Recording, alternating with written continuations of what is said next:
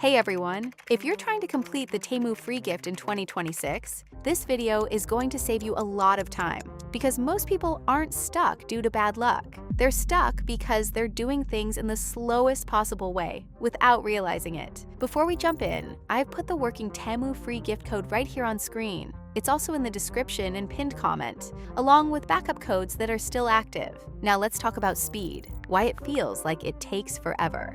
A lot of users say, "This takes too long. My progress barely moves, not worth it." But here's what's actually happening. Temu's system responds differently depending on how you interact with the event. Random tapping equals slow progress. Intentional actions equals much faster movement, the fastest way to complete it. After testing this repeatedly, here's what consistently speeds things up. 1. Enter through the correct flow. First mistake people make: opening Temu to browsing to then trying free gift. Instead, click the first link in the description, activate the event, then open Temu. This prevents Temu from locking you into normal browsing mode. 2. Focus only on required actions. Once inside the free gift event, Temu shows specific tasks or interactions. Most users start exploring everything, jump between unrelated pages, waste time scrolling. Better approach: complete only what Temu asks. Avoid distraction browsing. Move step by step.